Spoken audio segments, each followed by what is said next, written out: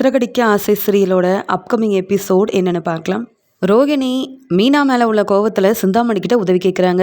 உடனே சிந்தாமணியும் இது ஒரு நல்ல காரணம் நமக்கு கிடச்சிருக்கு, அப்படியே நம்ம மாட்டிக்கிட்டாலும் நம்ம ஆளுங்க மாட்டிக்கிட்டாலும் ரோகிணி தான் இதை எல்லாத்தையும் செய்ய சொன்னாங்கன்னு இங்கே விஜயா கிட்ட உண்மையை சொல்லி நாம் இந்த பிரச்சனையிலேருந்து வெளியில் வந்துடலாம்.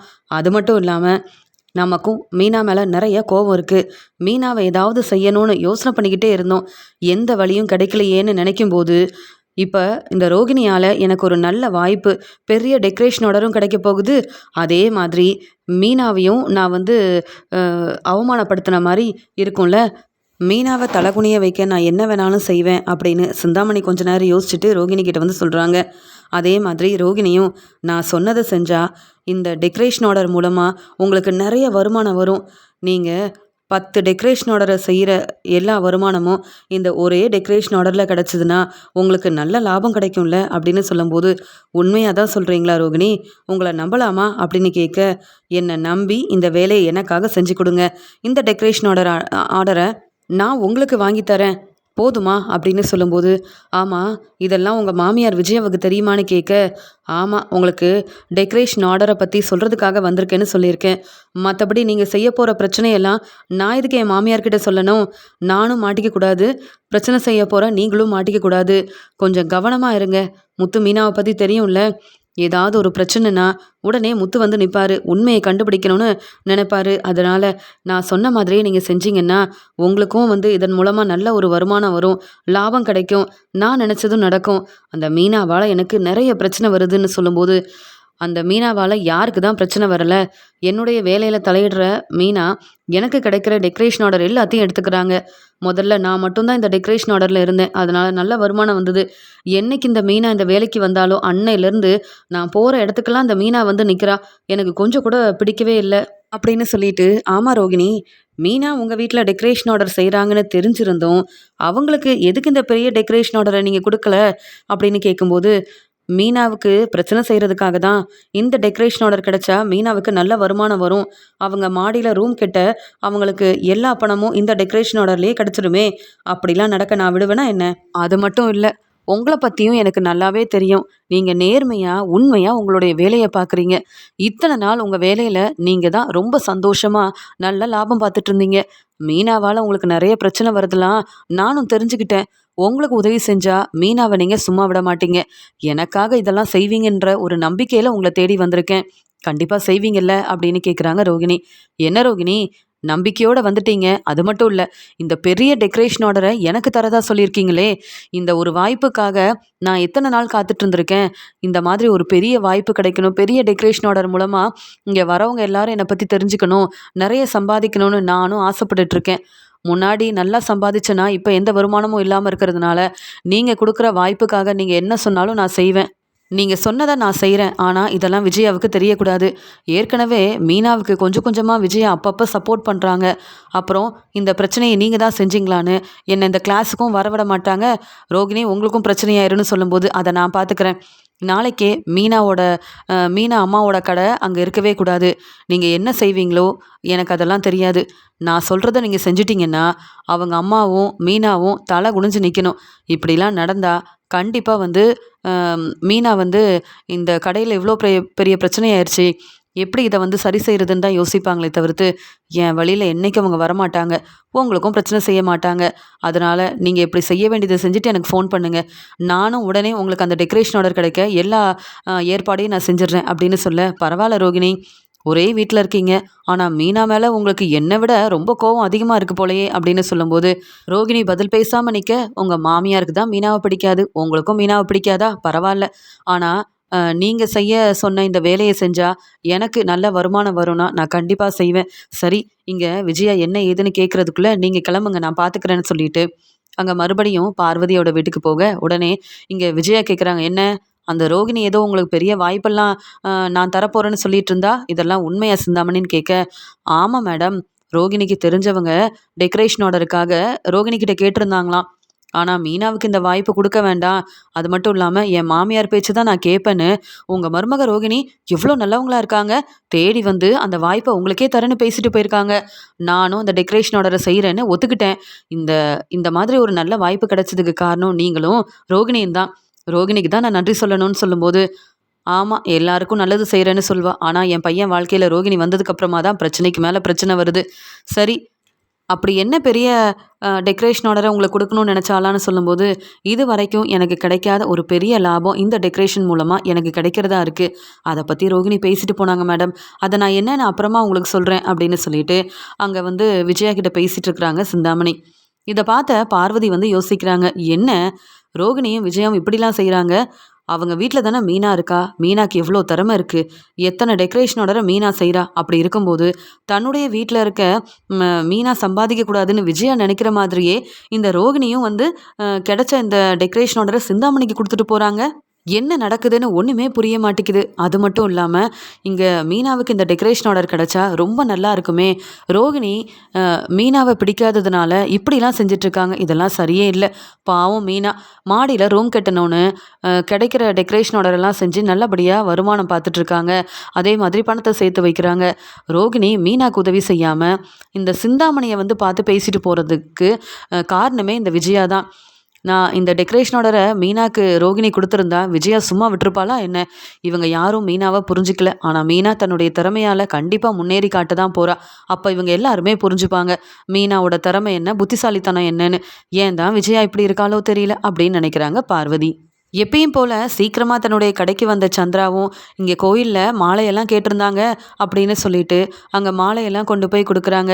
அங்க இருக்கிற எல்லாருமே, இங்க உங்க பொண்ணு அ மீனாவும், சீதாவும் எப்படி இருக்காங்கன்னு கேட்கும்போது, சீதா கல்யாணம் முடிஞ்சு நல்லபடியா வேலைக்கெல்லாம் போயிட்டுருக்கா. மீனாவும் புது பிசினஸ்லாம் ஆரம்பிச்சிருக்கால்ல. என் பொண்ணுக்கு இப்ப என்ன பார்க்க வரக்கூட நேரமே இல்ல. அவ்ளோ நல்லா பிசினஸ் செய்றா அப்படின்னு சொல்லும்போது, அப்படியா? ஆமா, மீனா என்ன பிசினஸ் செஞ்சிருக்கா அப்படின்னு கேட்கும்போது, அதான் ஃப்ரூட் பொக்கேலாம் பண்ணிட்டு இருக்கால்ல. எல்லாருக்கும் பயன்படுற மாரி இப்படி ஒரு யோசனை செஞ்சு மீனா இந்த மாதிரி முன்னேறணும்னு ஆசைப்படுறான்னு சொல்ல, பரவாயில்லையே இங்க மீனாவுக்கு இவ்வளோ யோசனை வருதா? தெளிவா யோசிச்சு புது பிஸ்னஸ் ஆரம்பிச்சு கண்டிப்பா மீனா முன்னேற தான் போறா. இங்க மீனாவை பத்தி நான் இப்படிலாம் யோசிக்கவே இல்லை அப்படின்னு அங்க உள்ள எல்லாருமே பெருமையா பேச, நீங்களும் உங்க ஃபங்க்ஷன் ஏதாவது இருந்தா மீனா கிட்டேயே இந்த மாதிரி ஆர்டர் எல்லாம் கொடுங்க. மீனா உங்களுக்கு தேவையான மாதிரி இந்த புது பிஸ்னஸ்ல எல்லா ஆர்டரையும் ரொம்ப நல்லபடியா செஞ்சு குடுப்பா அப்படின்னு சொல்லிட்டு இருக்க, கண்டிப்பா அப்படின்னு சொல்றாங்க. உடனே தன்னுடைய கடைக்கு வந்து வேலையெல்லாம் பார்த்துட்டு இருக்காங்க சந்திரா. அந்த சமயம் சிந்தாமணி அங்க தன்னுடைய ஆளுங்களோட கார்ல வந்து நிக்கிறாங்க. உடனே அங்க வந்த சிந்தாமணியும் அவங்க ஆளுங்க கிட்டலாம் சொல்றாங்க, "அங்க போய் தேவையில்லாம பிரச்சனை செய்ய வேண்டாம். இங்க இந்த கடை இருக்கக்கூடாது. முதல்ல இந்த கடையெல்லாம் வந்து நீங்க எடுத்து வைங்க. இனி இந்த கடையோட ஓனர் நீங்க கிடையாது. இங்க கடை வச்சு இத்தன நாள் நீங்க வந்து நடத்துனதே தப்பு தான். யார கேட்டு இங்க கடை வச்சு நடத்துனீங்கன்னு ரொம்ப நல்லபடியா பேசுற மாரி பேசி ஆரம்பிக்கணும். அப்புறம் அந்த கடைய என்ன செய்யணும்னு உங்களுக்கு தெரியும்ல. அந்த கடை இருக்கக்கூடாது. அப்படிலாம் நடந்தா எனக்கு எவ்வளோ பெரிய வாய்ப்பு கிடைக்கும் தெரியுமா? உங்க எல்லாருக்கும் நான் அப்பதான் நெறைய சம்பளம் குடுக்க முடியும்னு சொல்ல. அக்கா இப்படி சொல்லிட்டீங்கல்ல, கண்டிப்பா எங்க வேலைய பாருங்கக்கா. நாங்க பொறுப்பா போய் பேசுற மாரி பேசி, அவங்களுக்கு சந்தேகம் வராத மாதிரி நடந்துக்கிறோம்க்கா. கண்டிப்பா நீங்க தான் அனுப்புனீங்கன்னு நாங்க சொல்லவே மாட்டோம். கவலைப்படாம இருங்க சிந்தாமணி அக்கா அப்படின்னு சொல்ல, எந்த ஒரு வேலையும் சரியா நீங்க செஞ்சதே இல்ல. ஆனா, நம்மள நம்பி மறுபடியும் அந்த ரோகிணி பெரிய பொறுப்பான வேலைய குடுத்துருக்கிறதுனால, நீங்க யார்கிட்டயும் மாட்டிக்க கூடாது. சீக்கிரமா வேலைய முடிச்சுட்டு வந்துருங்க. நானும் கிளம்பிருவேன்ல அப்படின்னு சொல்ல, நான் தான் வந்தேன் இந்த வேலைய செய்ய சொன்னேன்னு என்ன மாட்டி விட்றாதீங்க. ஏன்னா, முத்துவுக்கும் மீனாவுக்கும் தெரிஞ்சா பெரிய பிரச்சனையாயிரும். நீங்க என்ன செய்றீங்கன்னு நான் கார்லயே இருந்து பார்ப்பேன். சீக்கிரமா வேலைய முடிச்சுட்டு வாங்க கிளம்பிரலாம் அப்படின்னு சொல்றாங்க. அக்கா நீங்க இங்கேயே இருங்கக்கா. நாங்க என்ன செய்றோம்னு மட்டும் பாருங்க அப்படின்னு சொல்லிட்டு, சிந்தாமணியோட ஆளுங்க இங்க சந்திராவோட கடைக்கு போறாங்க.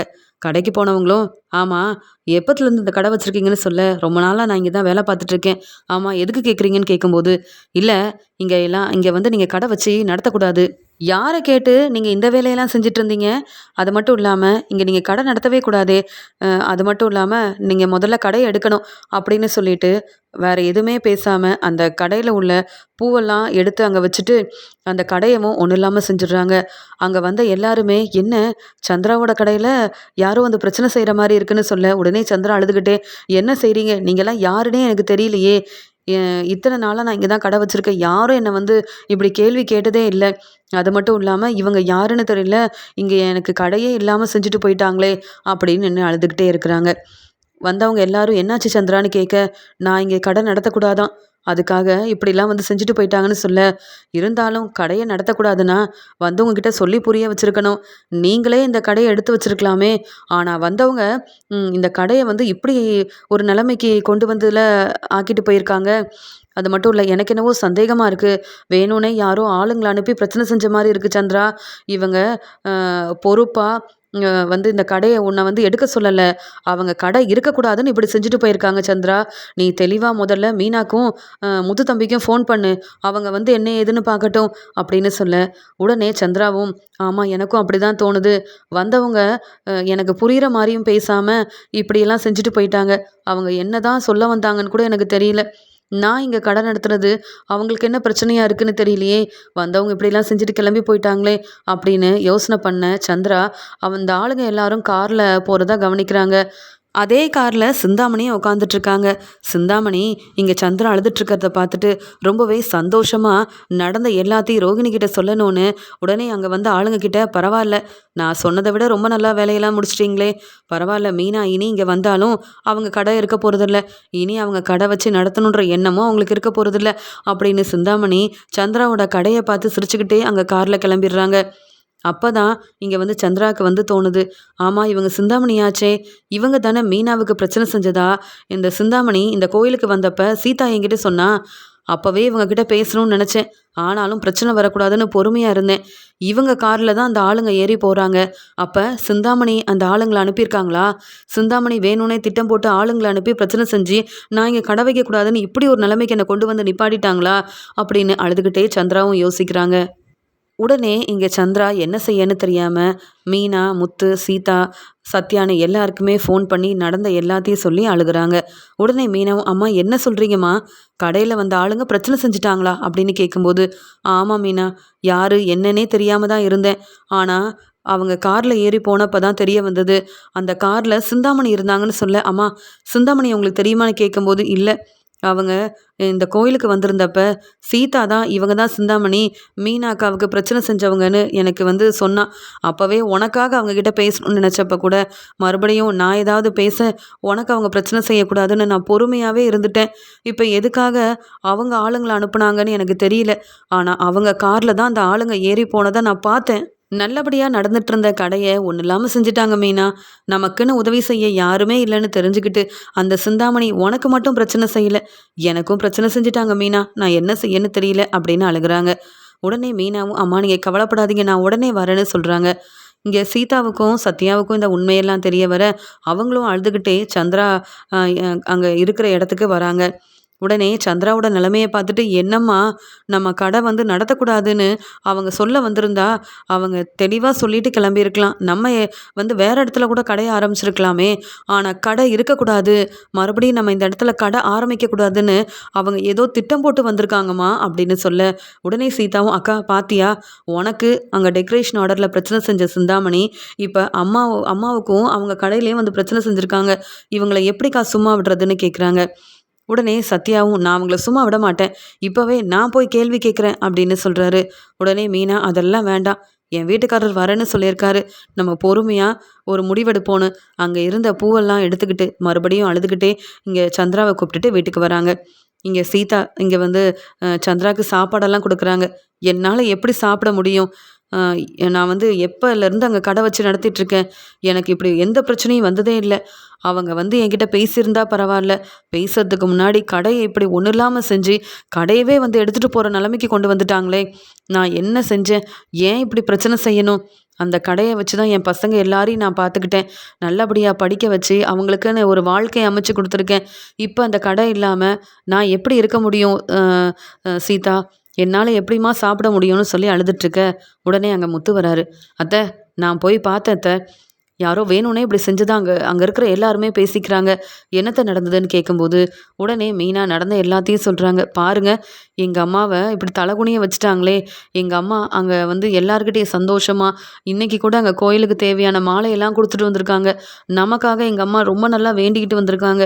எங்க அம்மாவுக்கும், எங்க அம்மா நடத்தின கடைக்கும் இப்படி ஒரு நிலைமையா? எல்லாத்துக்கும் காரணம் அந்த சிந்தாமணி தாங்க." அப்படின்னு சொல்லும்போது, சீதா சொல்றாங்க, "மாமா, நாங்க எல்லாரும் வரோம் மாமா. சிந்தாமணிய சும்மா விடக்கூடாது மாமா." மீனாக்காவுக்கு பிரச்சனை செய்யறதுக்காகவே ஆளுங்கள அனுப்பி மீனாக்கா ஹாஸ்பிட்டலுக்கு போகிற நிலமை வந்தது. அப்பையும் நீங்கள் கோவமாக பேசி எப்படியோ பணத்தை வாங்கிட்டு வந்து கொடுத்தீங்க. இப்போ பாருங்க, மறுபடியும் எங்கள் அம்மாவுக்கு பிரச்சனை செய்யணும்னு அவங்க எதுக்காக நினைக்கணும்? எனக்கு என்னவோ அவங்க திட்டம் போட்டு வந்ததுக்கு பெரிய ஒரு காரணம் இருக்கும்னு நினைக்கிறேன். அந்த சிந்தாமணி கிட்ட கேட்டு என்ன ஏதுன்னு தெரிஞ்சுக்கணும். பேசாமல் சிந்தாமணி கிட்ட போய் நம்ம பேசுகிறத விட்டுட்டு நமக்கு தெரிஞ்ச போலீஸ் இருக்காங்கல்ல அப்படின்னு சொல்லும்போது, ஏன் இங்கே அருண் கூட தான் இருக்கிறாரு அப்படின்னு இங்கே சத்யா சொல்லும்போது, உடனே இங்கே சீதா சொல்கிறாங்க, இல்லை அவர் நம்ம குடும்பத்துக்காக நல்லது செஞ்சாலும் எந்த பிரச்சனையும் இங்கே அருணுக்கு தெரிய வேண்டாம். அதான் அக்கா, நீ பூ கொடுக்க போவல, அங்கே தெரிஞ்ச போலீஸ் இருக்காங்கல்லக்கா, அவங்க கிட்ட போய் நம்ம சொல்லுவோம். அவங்க கூப்பிட்டு சிந்தாமணியை என்ன ஏதுன்னு கேட்கட்டும். உண்மை தெரிஞ்சாதானக்கா அவங்க எதுக்கு இப்படிலாம் செஞ்சாங்கன்னு நம்ம தெளிவாக புரிஞ்சுக்க முடியும் அப்படின்னு கேட்கும்போது, நீ சரியாக தான் சொல்கிற. அருண்கிட்ட உதவி கேட்குறத விட நம்ம தெரிஞ்சவங்க கிட்ட, தெரிஞ்ச போலீஸ்கிட்ட நான் உதவி கேட்குறேன். சிந்தாமணி கிட்ட போய் விசாரிச்சா கண்டிப்பாக உண்மையை சொல்ல மாட்டாங்க, தேவையில்லாமல் பிரச்சனை செய்வாங்க. அதனால நம்ம போலீஸ்கிட்ட உதவி கேட்டால் தான் சரியாக இருக்கும்னு சொல்கிறாங்க. உடனே முத்து, என்ன மீனா நீ, நான் போய் கேட்குற கேள்வியில் அவங்க பதில் சொல்ல தான் போகிறாங்கன்னு சொல்லும்போது, வேண்டாங்க, நம்ம முன்னேறணும்னு நினைக்கிறோம். அப்படி இருக்கும்போது யாராலையும் நம்மளுடைய வாழ்க்கையில் பிரச்சனை வரவே கூடாது. நான் சொல்கிறத மட்டும் கேளுங்க. இனி நம்ம சிந்தாமணி தான் அங்கே காரில் வந்தாங்க, அதே காரில் தான் அந்த ஆளுங்களும் வந்தாங்கன்னு எங்கள் அம்மா பார்த்துருக்காங்க. உண்மை என்னன்னு தெளிவாக தெரியுது. அப்புறம் என்னங்க, எங்கள் அம்மாவுக்கு கண்டிப்பாக ஒரு நியாயம் கிடைக்கணும். எங்கள் அம்மா எவ்வளோ நேர்மையாக அங்கே வேலை செஞ்சுட்டு இருந்தாங்க. எதுக்காக சிந்தாமணி தேவையில்லாமல் எங்கள் அம்மாவோட கடையில் ஆளுங்களை அனுப்பி பிரச்சனை செய்யணும்? காரணம் இல்லாமல் சிந்தாமணி இப்படி செய்ய மாட்டாங்க. அப்படியே என் மேலே உள்ள கோவத்தில் செய்யணும்னா, நான் புது பிஸ்னஸ் ஆரம்பிச்சிருக்கேன், அதில் ஏதாவது பிரச்சனை செய்யணும்னு நினச்சிருக்கலாம். அப்படியெல்லாம் செய்யாமல் எதுக்கு அவங்க ஆளுங்களை எங்கள் அம்மா கடைக்கு அனுப்புனாங்க? எங்கள் அம்மாவுக்கும் அவங்களுக்கும் எந்த பிரச்சனையும் இல்லை. எங்கள் அம்மாவை யாருன்னு கூட அவங்களுக்கு தெரியாது. யாரோ சொல்லி தாங்க சிந்தாமணி இப்படி செஞ்சுருக்காங்க. இந்த பிரச்சனைக்கு பின்னாடி யார் இருக்காங்கன்ற உண்மையை முதல்ல கண்டுபிடிக்கணும். சிந்தாமணி கிட்ட போய் நம்ம பேசினா தேவையில்லாத பிரச்சனை வரும். இதே நம்ம போலீஸ்கிட்ட உதவி கேட்டால் அவங்க கூப்பிட்டு என்ன ஏதுன்னு கேட்கட்டும், விசாரிக்கட்டும், உண்மை தெரிய வரட்டுங்க அப்படின்னு மீனா ரொம்ப பொறுப்பாக சொல்ல, உடனே அழுதுட்ருக்க எங்கள் அம்மாவுக்கு கண்டிப்பாக நியாயம் கிடைக்கணும், அதுக்காக நான் என்ன வேணாலும் செய்வேன்னு மீனா சொல்கிறாங்க. மீனா, முத்து, சீதான்னு எல்லாருமே அவங்களுக்கு தெரிஞ்ச போலீஸை பார்க்கறதுக்காக கிளம்பி போகிறாங்க. அங்கே எந்த போலீஸும் என்னம்மா மீனா அப்படின்னு கேட்கும்போது, நான் பூ கொடுக்கறதுக்காக வரல, எங்கள் அம்மா கோயில் பக்கத்தில் கடை வச்சு நடத்திட்டு இருக்காங்க, எங்கள் அப்பாவோட கடை. இப்போ எங்கள் அம்மா பூக்கடை பார்த்துட்ருக்குறாங்க. அவங்களால தான் நாங்கள் நல்லபடியாக இப்போ எங்களுக்குன்னு ஒரு வாழ்க்கையே இருக்குது. என் தம்பி தங்கச்சியை படிக்க வச்சு அவங்க கஷ்டப்பட்டு வேலை செஞ்சு எங்களை பார்த்துக்கிட்டாங்க. இப்போ அந்த கடை இருக்கக்கூடாதுன்னு சிந்தாமணியோட ஆளுங்க பிரச்சனை செஞ்சதா எங்கள் அம்மா சொல்கிறாங்க. அவங்க காரில் வந்திருக்காங்க, சிந்தாமணியும் அந்த காரில் இருந்திருக்கிறாங்க அப்படின்னு சொல்லும்போது, சிந்தாமணி ஏற்கனவே எல்லார்கிட்டையும் நிறைய பிரச்சனை செய்கிறது தான் நானும் கேள்விப்பட்டுட்டு இருக்கேன். ஆனால் உங்கள் அம்மா கடையில் எதுக்கு பிரச்சனை செஞ்சாங்கன்னு கேட்க, உடனே மீனா, நான் புதுசாக பிஸ்னஸ் ஆரம்பிச்சிருக்கேன், நான் முன்னேறது சிந்தாமணிக்கு பிடிக்கல. இப்போ நான் எங்கே டெக்கரேஷன் ஆர்டருக்காக போனாலும் அங்கேயும் பிரச்சனை செஞ்சுட்டு இருந்தாங்க. ஆனால் இப்போ என் மேலே உள்ள கோவத்தில் எங்கள் அம்மா கடையில் பிரச்சனை செஞ்சுருக்காங்க. எங்களுக்காக நீங்கள் தான் பேசி மறுபடியும் எங்கள் அம்மா அங்கே இந்த மாதிரி பூக்கடை வச்சாலும் அவங்களால எந்த பிரச்சனையும் வராமல் நீங்கள் தான் பார்த்துக்கணுன்னு சொல்ல, கண்டிப்பாக மீனா, நீ எங்களுக்கும் நிறைய செஞ்சுருக்க. சொல்லப்போனால் உங்கள் 2 பேருக்காகவும் நான் எப்பயும் உதவி செய்வேன் அப்படின்னு முத்து மீனாவுக்காக நான் சிந்தாமணியை கூப்பிட்டு என்னன்னு கேட்குறேன். ஒருவேளை அவங்க தான் இதை செஞ்சாங்கன்னு தெரிஞ்சால் அந்த சிந்தாமணியை நான் சும்மா விட மாட்டேன்னு சொல்கிறாங்க. அதே மாதிரி சிந்தாமணியவும் அங்கே வர வைக்கிறாங்க. சிந்தாமணியும் சிந்தாமணியோட ஆளுங்களும் அங்கே காரில் போனது, அங்கே அதே கார்லேருந்து வந்த சிந்தாமணியோட ஆளுங்க அங்கே போய் பிரச்சனை செஞ்சதுன்னு எல்லாத்தையும் சிசிடிவி ஆதாரத்தோட அங்கே போலீஸ் பார்த்து தெரிஞ்சுக்கிறாங்க. இங்கே சிந்தாமணி வந்த உடனே, என்ன சார் எங்களை வர வச்சுருக்கீங்கன்னு கேட்க, முத்து, மீனா, இங்கே சந்திரா எல்லாருமே அங்கே நின்றுட்டு இருக்கும்போது, உடனே மீனா ரொம்ப கோவமா, நீங்கள் செஞ்ச வேலைக்கு தான் உங்களை சார் வர சொல்லியிருக்காங்க, ஏன் ஒன்றும் தெரியாத மாதிரி பேசுகிறீங்கன்னு கேட்க, என்ன மீனா, நான் இப்போ தான் உன்னை பார்க்குறேன், நான் என்ன பிரச்சனை செஞ்சேன், உனக்கு என்ன தெரியும்னு நீ இப்படி தேவையில்லாமல் எனக்கு பிரச்சனை செஞ்சிட்ருக்க, நான் என்ன உன்ன மாதிரியா எந்த வருமானமும் இல்லாமல் இப்போ கஷ்டப்பட்டுட்ருக்கேனா, எனக்குன்னு நல்ல வருமானம் இருக்குது. நான் இப்போ டெக்கரேஷன் ஆர்டர் இல்லைனாலும் நான் ஏற்கனவே நிறைய சம்பாதிச்சு வச்சுருக்கேன். அதெல்லாம் உனக்கு என்ன தெரிய போகுது, தேவையில்லாமல் என்னை மாட்டி விடணும்னு நினைக்கிறியா, நான் பிஸ்னஸ் செய்யவே கூடாதுன்னு நினைக்கிறியான்னு கேட்க, உடனே அங்கே இருந்த போலீஸும், போதும் போதும் சிந்தாமணி, நீங்கள் எப்படிப்பட்டவங்கன்னு தெளிவாக தெரியும், நீங்கள் தான் ஆளுங்களை அனுப்பி சந்திராவோட கடையில் பிரச்சனை செஞ்சதா நாங்கள் உண்மையை தெரிஞ்சுக்கிட்டோன்னு சொல்லும்போது, எப்படி சார் நீங்கள் தெரிஞ்சுக்க முடியும், நான் எதுக்காக ஆளுங்கள அனுப்பணும்? எனக்கு வேற வேலையே இல்லையா என்ன? மீனாவும் முத்துவும் என் மேல உள்ள பொறாமையில இப்படிலாம் பேசுறாங்கன்னா, நீங்க அவங்கள கேள்வி கேளுங்க. அத விட்டுட்டு என்னையும் என் ஆளுங்களையும் எதுக்காக வர வைக்கிறீங்க? எனக்கு நெறைய வேலை இருக்கு. டெக்கரேஷன் ஆர்டருக்காக ஃபோன் பண்ணிக்கிட்டே இருக்காங்க. என் வேலைய பார்க்க போகாம இங்க வந்து நான் பதில் சொல்லிட்டு இருக்கேன். எல்லாத்துக்கும் காரணம் இந்த மீனாவும் முத்துவும் தான். இவங்களுக்கு வேற வேலையே இல்ல சார் அப்படின்னு சொல்றாங்க. போதும் போதும். எல்லா ஆதாரமும் எங்ககிட்ட இருக்கு. பொய் சொல்லி ஏமாத்தலாம் நினைக்காதீங்க. ஆமா, நீங்க உங்க ஆளுங்கள கூப்பிட்டுட்டு கார்ல போனது, அங்க உங்க ஆளுங்க போய் பிரச்சனை செஞ்சது, உங்க ஆளுங்க என்னலாம் செஞ்சாங்கன்னு நான் வந்து ஆதாரத்த காட்டட்டுமா? அப்படின்னு அங்க இருந்த அந்த ஆதாரத்த அங்க எல்லார் முன்னாடியும் காமிக்க, இத பார்த்த உடனே ஆமா, என் ஆளுங்களோட நான் கார்ல போனது, என் ஆளுங்க பிரச்சனை செஞ்சதுன்னு எல்லாமே ஆதாரமா இருக்கே! இத நான் யோசிக்கவே இல்லையே! நான் அங்க போயிருக்கவே கூடாது. என் ஆளுங்கள மட்டும் தான் அனுப்பியிருக்கணும். இப்படி நானே மாட்டிக்கிட்டேனே! அப்படின்னு சொல்லி யோசிக்கிறாங்க சிந்தாமணி. உடனே மீனாவும், "என்ன சிந்தாமணி, நீங்க மாட்டிக்கவே மாட்டேன்னு நெனச்சு தானே அங்க நடக்கிற பிரச்சனையெல்லாம் பார்த்து சந்தோஷப்படலான்னு போனீங்க. இப்ப நீங்க வந்தது, உங்க ஆளுங்க போனதுன்னு எல்லாமே இருக்கு. ஆதாரத்தோட மாட்டிக்கிட்டீங்களா? இப்ப என்ன சொல்லப் போறீங்க? உங்களுக்கு நெறைய வேல இருக்கும்போது, இப்படிப்பட்ட ஒரு வேலைய எதுக்காக செய்யணும்? அசிங்கமா இல்ல உங்களுக்குன்னு?" கேட்க, "உன் மேல உள்ள கோவத்துல தான் இப்படி செஞ்சேன்னு" சொல்றாங்க. என் மேல உங்களுக்கு கோவம் இருக்குன்னா, நியாயமா வேலை செஞ்சு முன்னேறி என் முன்னாடி நீங்க வந்து சாதிச்சு காட்டியிருக்கணும். உங்கள பார்த்து நான் சந்தோஷப்பட்டுருப்பேன். இப்படி ஒரு வேலைய செஞ்சுட்டு, நீங்க சும்மா விட்டுருவோமா நாங்க? அப்படின்னு சொல்ல, ரொம்ப கோவமா இருந்த சந்திரா வந்து சிந்தாமணிய பளார்ன்னு வெளுத்து வாங்குறாங்க. ஏற்கனவே மீனாவுக்கு பிரச்சனை செஞ்சீங்க. நாங்க பொறுமையா இருந்தோம். இப்ப எனக்குன்னு இருந்தது அந்த கடை மட்டும் தான். என் வீட்டுக்காரருக்கு அப்புறம் அந்த கடைய நான் தான் பார்த்துக்கிட்டேன். ஆனா என்ன ஏதுன்னே தெரியாம ஆளுங்கள அனுப்பி பிரச்சனை செய்யறது, இப்படிலாம் தப்புன்னு உங்களுக்கு தெரியாதா? நான் என்ன செஞ்சேன்? இல்ல என் பசங்க தான் என்ன செஞ்சாங்க? எனக்கும் மீனாவுக்கும் இப்படி பிரச்சனைக்கு மேல பிரச்சனை தர்றீங்களே! நீங்க திருந்த மாட்டீங்களா? நீங்களா செஞ்சீங்களா? இல்ல வேற யாரும் சொல்லி இப்படிலாம் செஞ்சீங்களான்னு கேட்குறாங்க சந்திரா. உடனே போலீஸ் வந்து சொல்றாங்க, "நீங்க வசமா மாட்டிக்கிட்டீங்க சிந்தாமணி. அவங்க கேட்குற கேள்விக்கு பதில் சொல்றீங்களா இல்லையான்னு?" சொல்லும்போது, "என்னது நான் மாட்டிக்கிட்டேனா? ஏற்கனவே ரோகிணி எனக்கு இந்த வாய்ப்ப தரவே இல்ல. பெரிய டெக்கரேஷன் ஆர்டர தரேன்னு ரோகிணி சொன்னாங்க. இப்ப வரைக்கும் நான் செய்ய வேண்டிய வேலைய செஞ்சுட்டேன். ரோகிணி அதுக்கப்புறம் அந்த டெக்கரேஷன் ஆர்டர எனக்கு தரவும் இல்ல. அத பத்தி பேசவும் இல்ல. ரோகிணிக்காக நான் உதவி செஞ்சேன். ஆனா ரோகிணி அந்த டெக்கரேஷன் ஆர்டர குடுத்திருந்தா கூட பரவால்ல. ரோகிணிக்கு சப்போர்ட் பண்ணி பேசியிருப்பேன். ரோகிணிய பத்தின உண்மைய சொல்லாம இருக்கலாம். ஆனா போலீஸ் கிட்ட நான் மாட்டிக்கிட்டேன்னா எப்படி என் வேலைய செய்ய முடியும்? அப்புறம் யாரும் எனக்கு எந்த வேலையும் தரமாட்டாங்க. என் பிசினஸோட நிலைமை என்ன ஆகும்? அதனால நான் வந்து போலீஸ்கிட்ட மாட்டிக்கவே கூடாது. மீனா, முத்து, இந்த சந்திரான்னு எல்லாரும் என்னை இங்க வர வைப்பாங்க. இப்படி ஆதாரத்தோட மாட்டி விடுவாங்கன்னு நான் எதிர்பார்க்கலையே. ரோகிணிக்கு உதவி செஞ்சதால பெரிய வாய்ப்பு கிடைக்கும்னு நெனச்சேன். ஆனா இப்ப எனக்கு அந்த டெக்கரேஷன் ஆர்டரும் வேண்டாம். அதன் மூலமா வரக்கூடிய பணமும் வேண்டாம். இங்கேருந்து கிளம்புனா போதும் அப்படின்னு சொல்லிட்டு, சார், இவங்க சொல்றதெல்லாம் உண்மைதான் சார். நானா இவங்களுக்கு பிரச்சனை செய்யல. இவங்க வீட்ல இருக்க ரோகிணி தான் பிரச்சனை செய்ய சொன்னாங்க சார் அப்படின்னு சொல்லும்போது, "என்னது ரோகிணியா?" அப்படின்னு கேட்குறாங்க மீனா. உடனே சீதா, "என்ன இப்பயும் பொய் சொல்றீங்களா? நாங்க நீங்க சொல்ற எதையும் நம்ப மாட்டோம்" அப்படின்னு சொல்றாங்க. அப்படின்னு சீதா சொன்னத கேட்ட உடனே முத்துவும், "ஆமா, இவங்க இப்படிதான் எங்களுக்கு நெறைய பிரச்சனை செய்வாங்க. எங்க வீட்ல உள்ள ரோகிணி எதுக்காக உங்ககிட்ட வந்து உதவி கேட்கணும், இப்படி செய்ய சொல்லணும்? நீங்க சொல்ற எல்லாத்தையும் நம்புவோம்னு நெனச்சிட்டு இருக்கீங்களா?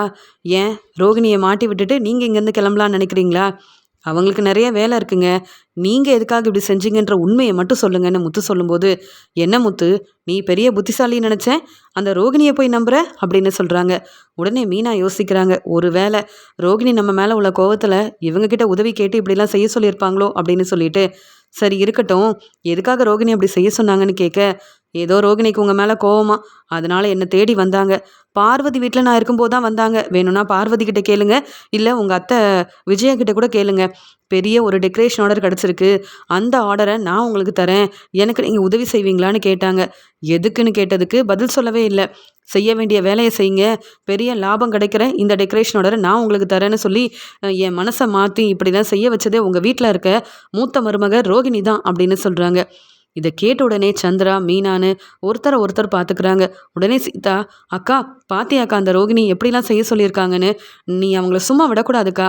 எல்லாரும் போவோம், அவங்க கிட்ட என்னன்னு கேட்போம்" அப்படின்னு சொல்ல, உடனே இங்க சிந்தாமணியும், "சார், என்னை விட்டுருங்க சார். நான் எந்த தப்பும் செய்யல. இந்த மீனாவோட அம்மா எல்லார் முன்னாடி என்னை பலார்னு வெளுத்து வாங்கிட்டாங்க சார். உண்மை என்னன்னு நான் தெளிவா சொல்லிட்டேன். நானா இந்த வேலைய செய்யவே இல்ல சார். அந்த ரோகிணி சொல்லி தான் செஞ்சேன். நீங்க யாராவது என்ன நம்பி தான் ஆகணும். இந்த மீனா உங்க மேல உள்ள கோவத்துல ரோகிணி இப்படிலாம் செய்ய சொன்னாங்க. பெரிய லாபம் கிடைக்கும் உங்களுக்கு. இந்த டெக்கரேஷன் ஆர்டரை செஞ்சீங்கன்னா நீங்கள் எதிர்பார்த்ததை விட நிறைய பணம் கிடைக்கும். அந்த மீனாவுக்கு இந்த டெக்கரேஷன் ஆர்டரை கொடுக்க நான் விரும்பலை.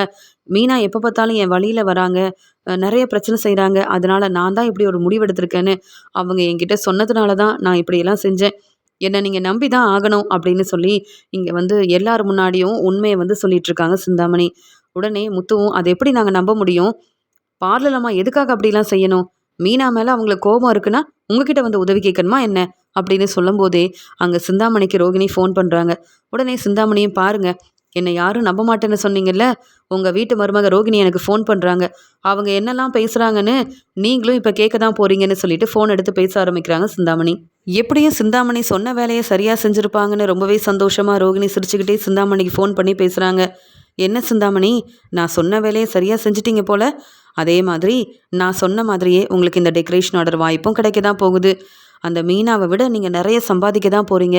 இனி என்கிட்ட தெரிஞ்சவங்க ஃபங்க்ஷனுக்காக டெக்கரேஷன் ஆர்டரை பற்றி சொன்னாங்கன்னா நான் வந்து உங்களுக்கு தான் அந்த டெக்கரேஷன் ஆர்டரை நான் வாங்கி கொடுப்பேன். அது மட்டும் இல்லை, என் ஃப்ரெண்டுக்கு கூட கல்யாண ஏற்பாடெல்லாம் செய்கிறாங்க. வித்யாவோட கல்யாண ஏற்பாடெல்லாம் செய்யும்போது டெக்கரேஷன் ஆர்டரை மீனாவுக்கு தான் தரணும்னு இங்கே வித்யா சொல்லிட்டு இருந்தா. ஆனால் அந்த டெக்கரேஷன் ஆர்டரும் உங்களுக்கு கிடைக்கிற மாதிரி நானே பார்த்துக்கிறேன். அதே மாதிரி மீனா அம்மாவோட கடைக்கு பெரிய பிரச்சனை செஞ்சிட்டிங்கல்ல, மீனாவும் அவங்க அம்மாவும் இப்போ என்ன செய்யனே தெரியாமல் நிற்பாங்க அப்படி தானே அப்படின்னு பேசிகிட்டு இருக்க. பார்த்தீங்களா சார், இந்த ரோகிணி சொல்லி தான் இதெல்லாம் செஞ்சேன், கேளுங்க, இன்னும் என்னெல்லாம் பேசுகிறாங்கன்னு கேளுங்க அப்படின்னு அங்கே சிந்தாமணி சொல்லும்போது அங்கே இருந்த எல்லாருக்கும் தெரியுது ரோகிணி வந்து சிந்தாமணி கூட சேர்ந்துக்கிட்டு இப்படிலாம் சிந்தாமணியை செய்ய வச்சுருக்குறாங்க அப்படின்னு புரிஞ்சுக்கிறாங்க. ஃபோனையும் வச்சிடுறாங்க சிந்தாமணி. உடனே அங்கேருந்த போலீஸ் சொல்கிறாங்க, பார்த்தீங்களா மீனா, உங்கள் வீட்டில் உள்ளவங்க உங்கள் மேலே உள்ள கோவத்தில் இங்கே சிந்தாமணி கிட்ட பேசி இப்படி ஒரு வேலையை செய்ய வச்சுருக்காங்க. சிந்தாமணி செஞ்சதும் தப்பு தான், ஆனால் ரோகிணி தான் இது எல்லாத்துக்கும் காரணமாக இருந்திருக்கிறாங்க அப்படின்னு சொல்லும்போது உடனே இங்கே வந்து மீனாவோட அம்மா வந்து இந்த சிந்தாமணியை சும்மா விடக்கூடாது, இவங்க ஆளுங்களை அனுப்பி இப்படி தான் வந்து மீனாவுக்கும் பிரச்சனை செஞ்சாங்க, இப்போ என் கடைக்கும் பிரச்சனை செஞ்சுருக்காங்க, நான் வேலை செய்யக்கூடாது, முன்னேறக்கூடாது, என் குடும்பத்தை பார்த்துக்கக்கூடாதுன்னு நினச்ச யாரையும் சும்மா விடக்கூடாதுன்னு சொல்லி போலீஸ்கிட்ட சிந்தாமணியவும் அவங்க ஆளுங்களையும் இங்கே சந்திரா வசமாக மாட்டி விட்டது மட்டும் இல்லாமல் உடனே இங்கே அண்ணாமலை வீட்டுக்கு எல்லாருமே கிளம்பி வராங்க. அங்கே ரோகிணி ரொம்ப சந்தோஷமாக இருக்க வந்த மீனாவும் இங்கே ரோகிணி வெளியில் வாங்க அப்படின்னு கூப்பிடும்போது, என்ன மீனா, என்னாச்சு அப்படின்னு ரொம்ப சந்தோஷமாக வெளியில் வரும்போதே சந்திரா ரொம்ப கோவமாக ரோகிணி கிட்ட பதில் பேசாமல் அவங்கள வெளுத்து வாங்குறாங்க. மீனா, சீதா, சந்திரா இங்கே 3 பேரும் சேர்ந்து ரோகிணியை பலார் பலார் பலார் பலார்னு வெளுத்து வாங்குறாங்க. செய்கிற வேலையெல்லாம் செஞ்சுட்டு என்னன்னு வேற கேட்குறியாடி அப்படின்னு சொல்லி கேட்கும்போது உடனே அண்ணாமலை, சம்மந்தி என்ன பிரச்சனை, என்னென்னு சொல்லாமல் என்ன வந்து செஞ்சிட்ருக்குறீங்க நீங்கள், அது மட்டும் இல்லை என்ன எல்லாரும் ரோகிணியை வெளுத்து வாங்குறீங்க, அப்படி என்னதான் நடந்தது அப்படின்னு கேட்கும்போது, என்னென்ன சொல்கிறது, நான் என்னைக்காவது இவ்வளோ கோவமாக உங்ககிட்டலாம் பேசியிருக்கேனா, இல்லை என் பொண்ணு மீனாவை பார்க்க கூட நான் இங்கே வராமல் தானே இருக்கேன், நான் என் வேலையை மட்டும் பார்த்துட்டு இருக்கும்போது இந்த ரோகிணி இப்படிலாம் செய்வாங்கன்னு நான் எதிர்பார்க்கவே இல்லை அப்படின்னு பேச ஆரம்பிக்கிறாங்க. உடனே முத்துவும், அப்பா விடுங்கப்பா, அவங்க இந்த ரோகிணி செஞ்ச வேலைக்கு என் மாமியார் இவங்களை வெளுத்து வாங்காமல் வேற என்னப்பா செய்வாங்க, நீங்கள் இதை பற்றி பேசாதீங்க, கண்டுக்காதீங்கப்பா, இந்த ரோகிணியெல்லாம் சும்மா விடக்கூடாதுப்பா அப்படின்னு சொல்லும்போது, என்ன முத்து, என்ன இருந்தாலும் ரோகிணி நம்ம வீட்டு மருமக, என்னென்னு சொல்லிட்டு இவங்க என்ன காரணம்னு சொன்னால் தானே புரியும். ரோகிணி என்னதாம்மா செஞ்சேன்னு கேட்க, என்னம்மாம்மா நீங்கள் எல்லாரும் வெளுத்து வாங்கிட்டு இருக்காங்க, நீங்கள் என்கிட்ட காரணம் கேட்குறீங்க, நான் எதுவுமே செய்யலமாமா அப்படின்னு சொல்கிறாங்க. உடனே அங்கே வந்த விஜயா என்னைக்கும் இல்லாமல் சீதா, சத்யா, சந்திரான்னு ரொம்ப கோவமாக வந்து நிற்கிறத பார்த்துட்டு, என்ன மீனா என்னாச்சுன்னு ரொம்ப பதட்டமாக கேட்க, அத்தை என்ன சொல்கிறது, இந்த ரோகிணி, நீங்கள் இந்த வீட்டுக்கு மருமகளாக கூப்பிட்டு வந்த ரோகிணி என்ன செஞ்சுருக்காங்க தெரியுமா, சிந்தாமணி கூட சேர்ந்துக்கிட்டு அவங்கக்கிட்ட சொல்லி எங்கள் அம்மாவோட கடைக்கு பிரச்சனை செய்யணும்னு ஆளுங்களை அனுப்பியிருக்காங்க. நீங்கள் எப்படி நான் வந்து பிஸ்னஸ் செய்யக்கூடாதுன்னு நினச்சி சிந்தாமணிக்கிட்ட உதவி கேட்டிங்களோ, அவங்க ஆளுங்களை அனுப்பி பிரச்சனை செஞ்சாங்களோ, அதே வேலையை இப்போ ரோகிணி செஞ்சுருக்காங்க. உண்மை என்னன்னு நாங்கள் வந்து போலீஸ்கிட்ட உதவி கேட்டோம், அவங்க உண்மையை கண்டுபிடிச்சி இப்போ சிந்தாமணி உள்ளே இருக்காங்க, அவங்க வெளியில் வர முடியாது. அது மட்டும் இல்லை, இப்போ கொஞ்ச நேரத்துக்கு முன்னாடி சிந்தாமணிக்கு ரொம்ப சந்தோஷமாக ரோகிணி ஃபோன் பண்ணி பேசினாங்க. அப்போ சிந்தாமணி எங்கள் கூட தான் இருந்தாங்க. ரோகிணி பேசின எல்லாமே நாங்களும் கேட்டோன்னு சொல்ல உடனே இங்கே எல்லாத்தையும் பார்த்து திரு திருன்னு முழிக்கிறாங்க ரோகிணி. உடனே அண்ணாமலையும், என்னது சம்மந்தி, உங்கள் கடையில் நிறைய பிரச்சனை வந்துச்சா, இதெல்லாம் எனக்கு தெரியாதேன்னு கேட்கும்போது உடனே முத்துவும், அப்பா இப்போ அதை பற்றி பேசி ஒரு பிரயோஜனமும் இல்லை, இங்கே வந்து என் மாமியாருக்கு மறுபடியும் அதே இடத்துல நல்ல பெரிய கடையை வந்து ஆரம்பித்து கொடுக்க என்னால் முடியும். ஆனால் இவங்க யாருப்பா பிரச்சனை செய்கிறதுக்கு? மீனா மேலே உள்ள கோவத்தில் இப்படி செஞ்சாங்களாம். அது மட்டும் இல்லைப்பா, நேற்று பார்வதி அத்தை வீட்டில் வந்து உங்களுக்கு ஒரு பெரிய வாய்ப்பு கிடைக்க போகுது. நான் வந்து உங்களுக்கு ஒரு டெக்கரேஷன் ஆர்டரை கொடுக்குறேன். அதன் மூலமாக உங்களுக்கு நிறைய லாபம் கிடைக்கும். ஆனால் அந்த டெக்கரேஷன் ஆர்டர் கிடைக்கணும்னா நீங்கள் இதெல்லாம் செய்யணும்னு அவங்களுக்கு இப்படி ஒரு யோசனை சொன்னதே இந்த வீட்டு மருமக ரோகிணி தான். நான் கூட முதல்ல சிந்தாமணி சொன்னப்ப நம்பவே இல்லை. ஆனால் இவங்க ஃபோனில் பேசினாங்கப்பா. அப்போ அங்கே எல்லாருமே இருந்தோம். அதெல்லாம் கேட்டதுக்கு அப்புறமா தான் ரோகிணியோட லட்சணம் என்னன்னு புரிய வந்தது. இப்போ போலீஸ் வந்துக்கிட்டே தான் இருக்காங்க. சிந்தாமணியோட நிலைமை தான் உங்களுக்கும் அப்படின்னு சொல்லும்போது, மீனா என்ன மீனா இதெல்லாம்னு கேட்க, செய்கிறதெல்லாம் செஞ்சுட்டு என்ன மீனாவா அப்படின்னு கேட்குறாங்க. இருந்த கோவத்தில் இங்கே வந்து சந்திரா வந்து ரோகிணியை கேள்விக்கு மேலே கேள்வி கேட்குறாங்க.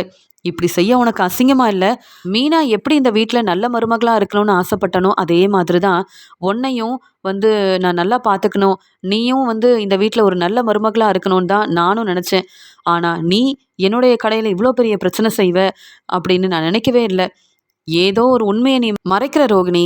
அதெல்லாம் மீனாவால் வந்து எல்லாருக்கும் தெரிஞ்சிருமோ, மீனா உண்மையை கண்டுபிடிச்சிருவாளோன்னு நீ மீனா மேலே உள்ள பொறாமையில் என்னோட கடையில் பிரச்சனை செஞ்சுட்ட. நான் வந்து அந்த வேலை பார்க்கலனாலும் வீட்டில் இருந்தால் என் பசங்க எல்லாரும் என்னை நல்லா பார்த்துப்பாங்க. ஆனால் உன்னால் என் பொண்ணு மீனாவுக்கு பிரச்சனை வந்ததுன்னா இப்படிலாம் நான் அமைதியாக பேசிகிட்டு இருக்க மாட்டேன். புரியுதா உனக்கு? இப்போ சிந்தாமணியை போலீஸ் வெளுத்து வாங்கிட்டு இருக்காங்க. இன்னும் என்னெல்லாம் நீ வந்து அந்த ரோகிணி பேச்சை கேட்டு இப்படி எல்லாருக்கும் பிரச்சனை செய்கிறன்னு கேள்வி கேட்டுட்டு இருக்காங்க. அதே நிலமை உனக்கும் வரப்போகுது. நீ இப்போ இந்த வீட்டு மருமகளாக இருந்துக்கிட்டு இப்படி தேவையில்லாத பிரச்சனை செய்கிறல்ல, சீக்கிரமாகவே உன்னை பற்றின உண்மையை அங்கே இப்போ வரப்போகிற போலீஸும் உங்ககிட்ட கேட்டு தெரிஞ்சுக்க தான் போகிறாங்க. அப்போ நீ எப்படி இந்த வீட்டுக்கு நல்ல மருமகளாக இருக்கிறன்னு நான் பார்க்க தானே போகிறேன்னு சொல்ல. உடனே இங்கே வந்து ரோகிணி ரொம்பவே அழுதுகிட்டே விஜயா கிட்ட சொல்கிறாங்க, ஆன்ட்டி உங்களுக்கும் மீனாவை பிடிக்காது தானே? மீனா இந்த வீட்டு மருமகளாக இருக்கக்கூடாதுன்னு நீங்களும் நினச்சிருக்கீங்க தானே? அதனால தானே சிந்தாமணி கிட்ட உதவியெல்லாம் கேட்டீங்க. இப்போ நானும் மீனா மேலே உள்ள கோவத்தில் தான் இப்படிலாம் செஞ்சிட்டேன். முத்துவும் மீனாவும் இங்கே வந்து எங்களுக்கு நல்லது செய்கிற மாதிரி அவங்க நல்ல பேர் வாங்குறதுக்காக அங்கே வந்து ராணியவும் அவங்க வீட்டுக்காரரையும் கூப்பிட்டு வந்து பிரச்சனை செஞ்சாங்க. அதெல்லாம் எனக்கு கொஞ்சம் கூட பிடிக்கல. அது மட்டும் இல்லை, இந்த மீனாக்குன்னு இப்போ புது பிஸ்னஸ் இருக்குது, நல்ல வருமானம் வரும். அதனால் ஏதோ பொறாமையில் இப்படி யோசிக்காமல் செஞ்சிட்டேன். சிந்தாமணிக்கிட்ட நான் உதவி கேட்டிருக்க கூடாது. நீங்கள் எனக்காக மீனா அம்மா கிட்ட பேசுங்களேன். அவங்க என்னவோ போலீஸை வர வைப்பேன்னு சொல்கிறாங்க. என்னை வந்து போலீஸ் கூப்பிட்டு போயிட்டாங்கன்னா அப்புறம் நீங்கள் எப்படி வெளியில் தலை காட்ட முடியும்? அதனால் எனக்காக மீனாக்கிட்டேயும் மீனாவோட அம்மா சந்திரா கிட்டேயும் நீங்கள் தான் ஆன்ட்டி பேசணும் அப்படின்னு சொல்கிறாங்க. நான் எதுக்குடி உனக்காக பேசணும்? நீ என்ன நல்ல வேலையாக செஞ்சுட்டு வந்திருக்க? எல்லாருக்கும் உன்னால் பிரச்சனை தான் வந்திருக்கு. அவங்களாம் ஒரு முடிவு எடுத்திருக்காங்கன்னா நீ செஞ்ச தப்புக்கு நீ அனுபவிக்கணும்ல. இந்த வீட்டில் நீ இருக்கவே கூடாதுன்னு நான் நினச்சேன். எப்படி உன்னை இங்கேருந்து அனுப்புறதுன்னு யோசித்தேன். ஆனால் பாத்தியா, அவங்களே இப்போ உன்னை மாட்டி விட போகிறாங்க. நீ எதுக்கு தேவையில்லாமல் சிந்தாமணிக்கிட்ட பேச வரணும்? அப்போவே நான் சந்தேகப்பட்டேன். நீ பெருசாக யாருக்கும் நல்லதுன்னு செய்ய மாட்டியே. சிந்தாமணிக்கு உன்னால் பெரிய வாய்ப்பு கிடைக்க போகுதுன்னு அவங்க சொன்னப்போ கூட என்னால் அதை நம்பவே முடியல. ஆனால் திட்டம் போட்டு தான் டெக்கரேஷன் ஆர்டரை சிந்தாமணிக்கு கொடுக்கணும்னு சொல்லி பேசுகிறதுக்காக வந்தியா? இப்போ நீ மாட்டிக்கிட்டியா? முத்து மீனாவை பற்றி உனக்கு நல்லாவே தெரியும். அவங்க எவ்வளோ பெரிய பிரச்சனையாக இருந்தாலும் கண்டிப்பாக அந்த பிரச்சனைக்கு ஒரு முற்றுப்புள்ளி வைக்க உண்மையை கண்டுபிடிப்பாங்கன்னு. நீ அவங்கக்கிட்டேயே பிரச்சனை செஞ்சால் சும்மா விட்டுருவாங்களா என்ன? அதனால் உனக்காகலாம் அந்த மீனா கிட்டேயோ அவங்க அம்மா கிட்டேயோ என்னால் மன்னிப்பு கேட்க முடியாது. நீ செஞ்ச தப்புக்கு நல்லா அனுபவிக்கணும். என்றைக்கும் நீ இந்த வீட்டு பக்கம் வரவே கூடாது. இந்த வீட்டு மருமகளாகவும் இருக்கக்கூடாது. அதுக்கு இந்த ஒரு காரணத்தால் நானே உன்னை இங்கேருந்து அனுப்ப தான் போகிறேன் அப்படின்னு சொல்லும்போது, என்ன ஆண்டி இப்படிலாம் பேசுகிறீங்க? நான் சந்தோஷமாக மனோஜ் கூட இந்த வீட்டில் வாழணும்னு ஆசைப்பட்டேன்னு சொல்ல, அப்போ நீ இப்படி பிரச்சனையை செஞ்சுருக்க கூடாதே. இப்போ நான் உனக்கு சப்போர்ட் பண்ண போகிறதில்ல. உன் மேலே தான் தப்பு இருக்குது, நீ செஞ்சது தான் பெரிய தப்புன்னு சொல்லி அவங்களுக்கு தான் சப்போர்ட் பண்ண போகிறேன். அப்போ தானே என் வீட்டுக்காரரும் ஒரு நல்ல முடிவாக எடுப்பார் அப்படின்னு சொல்கிறாங்க விஜயா. இது எல்லாத்தையும் பார்த்துட்டு இருந்த அண்ணாமலை ரொம்ப கோவமா, என்ன விஜயா, இந்த ரோகிணி என்ன சொல்லிட்டு இருக்கான்னு கேட்க, நான் இவங்க கிட்ட மன்னிப்பு கேட்கணுமாங்க? நான் எதுக்குங்க மன்னிப்பு கேட்கணும்? நானா தப்பு செஞ்சேன்? இந்த ரோகிணியை சும்மா விடக்கூடாதுங்க. மீனாவும் சம்மந்தியும் உண்மை என்னன்னு தெரிஞ்சுக்கிட்டு தானங்க வந்து பேசிட்டு இருக்காங்க அப்படின்னு மீனாவுக்கு ரொம்ப சப்போர்ட் பண்ணி பேசுறாங்க சந்திரா. இதை பார்த்த ரோகிணி பேரதிர்ச்சியோட நிற்க, உடனே இங்கே நடந்த எல்லாத்தையும் பார்த்துட்டு இருந்த அண்ணாமலை ரொம்பவே கோவமா ரோகிணியை வெளுத்து வாங்குறாங்க. என்ன ரோகிணி இதெல்லாம்? இந்த வீட்டில் மீனாவையும் முத்துவையும் உனக்கு கொஞ்சம் கூட பிடிக்காது. அதனால் அவங்களுக்கு பிரச்சனை செய்யணும்னு இப்படி ஒரு வேலை செஞ்சுருக்கியே. நீ இந்த வீட்டில் இருக்கக்கூடாது, இது என்னுடைய முடிவு. ஏற்கனவே சிட்டி கூட சேர்ந்து பிரச்சனை செஞ்ச, போனால் போதுன்னு நானும் அந்த பிரச்சனையை பெருசாக்கலை. ஆனால் இப்போ நீ சம்மந்தி வீட்டில் உள்ளவங்களுக்கு எவ்வளோ பெரிய பிரச்சனை செஞ்சுருக்க. அவங்க கேட்குற கேள்விக்கு என்னால் பதில் பேச முடியாமல் நாங்கள் எல்லாருமே தலை குனிஞ்சு நிற்கிறோம். அதுக்கு காரணம் நீ. பேசாமல் இந்த வீட்டிலேருந்து கிளம்பிடு. உன் ஃப்ரெண்டு வீட்டில் தங்கு. இல்லை நீ என்ன வேணாலும் செய். இப்படி தான் அந்த சிட்டி கூட சேர்ந்துக்கிட்டு பிரச்சனை செஞ்ச. இப்போ சிந்தாமணி கூட சேர்ந்துக்கிட்டு மீனாவுக்கும் முத்துவுக்கும் பிரச்சனை செய்கிற. உன்னை விட மீனா முத்துவோட வாழ்க்கை எனக்கு ரொம்ப முக்கியம். அவங்க நேர்மையாக உண்மையாக வேலை செஞ்சு முன்னேறுறாங்க. ஆனால் நீ அவங்கள அவமானப்படுத்தணும்னு யார் யார் கூடயும் சேர்ந்துக்கிட்டு திட்டம் போட்டு இப்படி ஒரு வேலையை செய்கிறல்ல. இந்த வீட்டில் இனி உனக்கு இடமே இல்லை. இங்கேருந்து கிளம்பு அப்படின்னு சொல்லிடுறாரு அண்ணாமலை.